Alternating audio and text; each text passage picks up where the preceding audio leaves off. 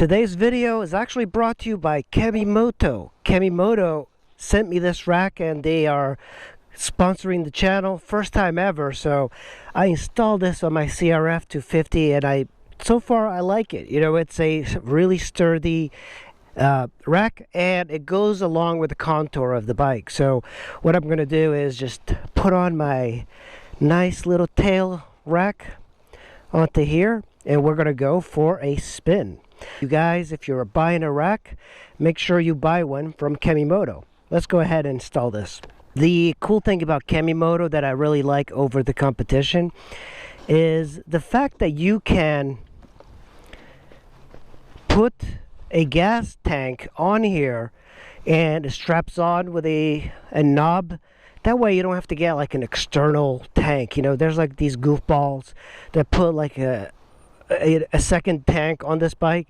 There's no point. You can just get this, get the gas can, and you're good to go. Sometimes simpler is better.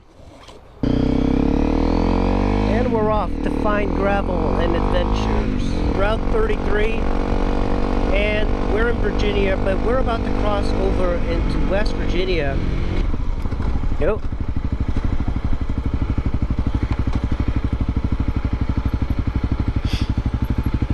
You alright? Yeah, just airing down. Okay. You don't really need to air it down. I mean, that's hardcore. By the way, there's black bears around this area. I've seen a couple. You know, I gotta stand up. You know, what's wrong with me? Gotta learn to ride.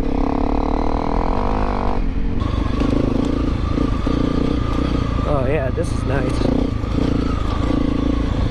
But this thing just kind of soaks up everything. I've come here in the V-Shrub. Oh, look at this. This is not a secret anymore. It used to be a secret. What happens is that people in Harrisonburg, Virginia, which is the closest city, know about this place, so they come here and chill out all the time. Yeah, the CRF is extremely fun in this sort of environment. Some campsites. So this might be a good spot.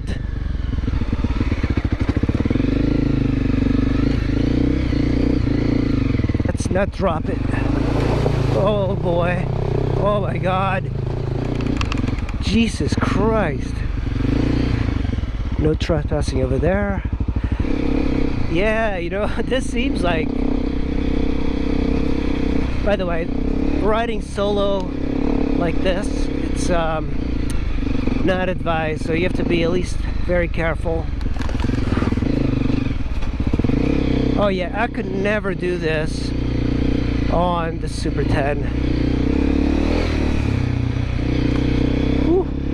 You know, oh, you know what? There's I think that's private property down there.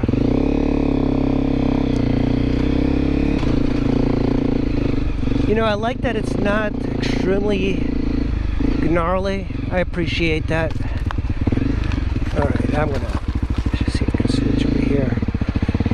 We are moving towards a road. Oh my God, this is quite steep there. Oh boy, this could be... Always aim towards the outside if you don't know what's in the puddle. Another freaking puddle here.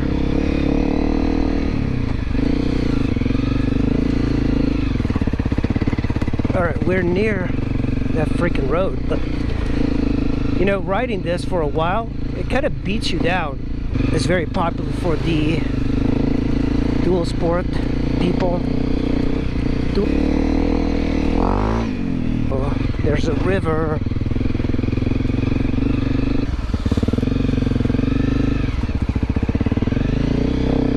Path of least resistance. I have to turn around. There's several trees down on this path, but there's still hundreds of miles of riding here. Yeah, the cushy suspension in a way helps out this style of riding. I think if I push it, that's when it becomes a limiting factor.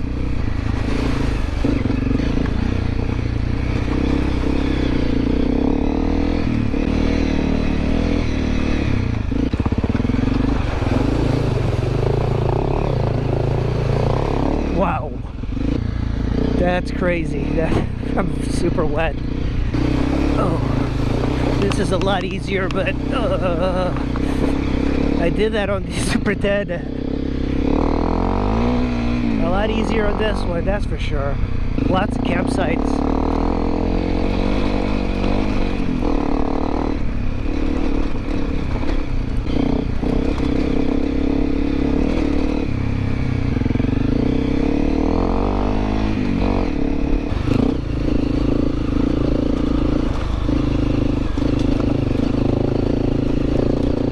Honestly, I can't believe I came here on the Super 10 array. Super 10, because you see it's like very rocky, and the Super 10 array is kind of like a large boat. It's not as maneuverable as this thing. See, I can kind of pick my way around, but I think I hit a rock. It might have been here. Yeah. And I almost went over, but managed to save it. So you're not going to get in trouble when it comes to power. What you'll get in trouble is when it comes to suspension, or lack of suspension. That possibly could throw somebody off. It's thrown me off a little bit.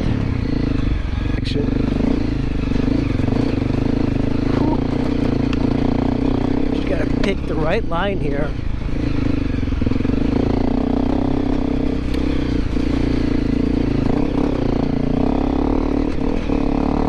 Yeah, riding this thing's so much different. Great. Oh shit, off-road rider. You see that I hit something. Now imagine a big GS. It's not as maneuverable as this. This is not going to impress any of your friends when it comes to horsepower and whatever, but it gets the job done.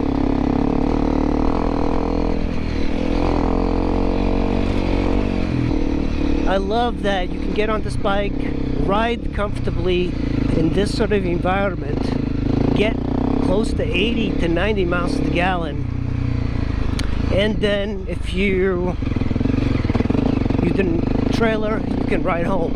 That's the power of the dual sport. Get over here.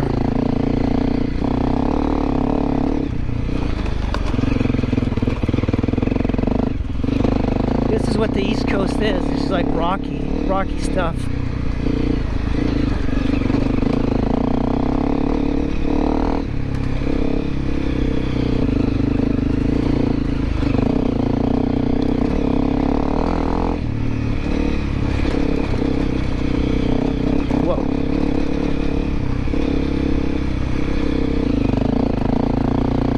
Where I got the Super 10 race stuck. So I made it all the way here. This is actually steeper, but what screwed me up with the Super 10 ray, I made it up there, and there's a series of boulders there, and you can see the line kind of goes towards the outside. And what I tried to do is I try to like go this way, and then I just spun out, and of course I was on the dark side, so it doesn't like to be leaning a little bit off-road, so I got stuck in that area, so I had to dig it all out. This bike gets stuck there, you'll be able to pull it out.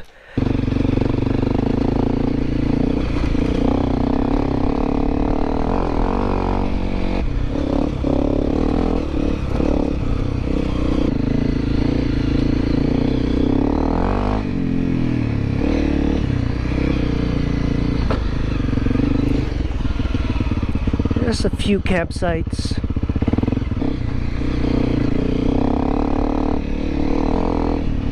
We are on top right now. I can see a really beautiful vista. Oh, I know what this is. There was a couple of people that killed themselves here, I think. I remember seeing 3 suicide things. Yeah, right there.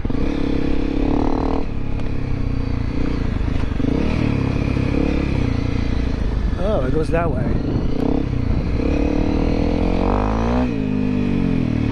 You see that? I don't know what happened. Oh, I think this just connects to the main road. Oh man, Jeff would love this. All these mud puddles. I mean, this is like infinite. There's all of these little tracks everywhere here.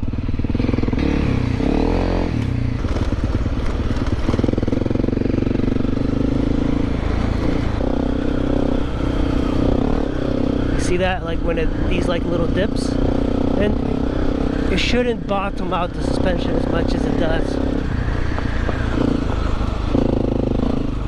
And I'm not that fat, so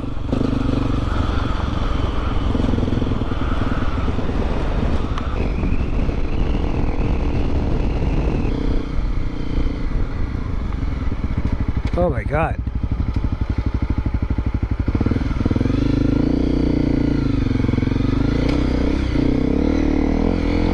I just stopped in the middle of the road.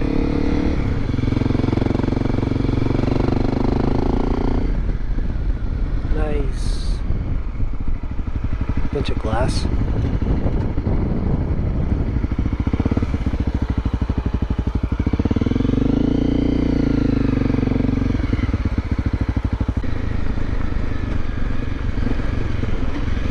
Yeah, this place is way better than Tasker's Gap because there's so much of this to ride. But of course it isn't much further. There's just so much of this. Quite a contrast from riding in my area. What the general knowledge of this bike is that you should get a KLX 300 shock. Make it stiffer. I don't know why Honda skipped on this. It's got pretty decent engine braking to really slow you down. But it doesn't really pull. Sometimes I'm wanting, in this sort of environment, I'm wanting a little bit more power. You know, the one thing I've realized is that when you get too comfortable riding like this, you end up on the floor. It's the same thing in martial arts. Don't get too cocky. When you get cocky, that's when you get hurt.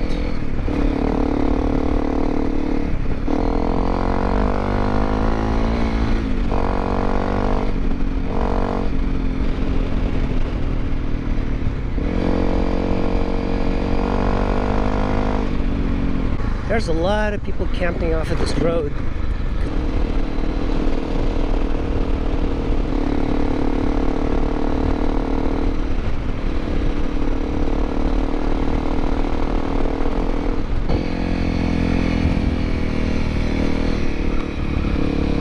Wow, that's freaking cool. That's hypnotic.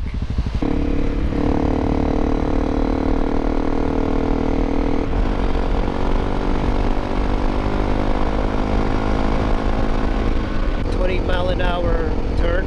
I came here one time with a group, and the guy completely messed up, went into a rail. I didn't know him or anything, but he ended up breaking his leg. I didn't really try to look, but there was just a bloody mess. And we waited, all of us waited. There was like 40, no, maybe like 30 guys. We waited for the ambulance, and it took forever to get him because they had to come from Stanton. Yeah, this is a great road for a sport bike. What dual sporting is all about. Yeah, the road is up there. You see the cars coming down?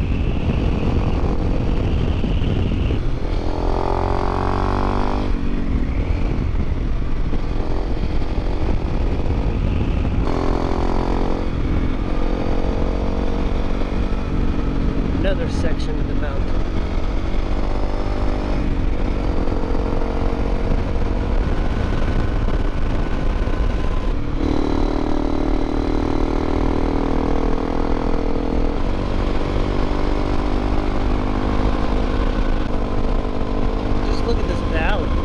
It's a mini valley. And by the way, we're in West Virginia. Did you notice the pavement change?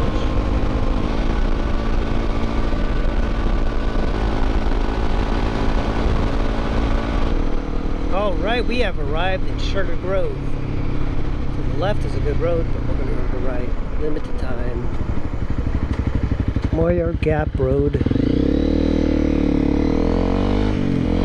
I love this area. It's so cool. Man, I made it really far on the gravel.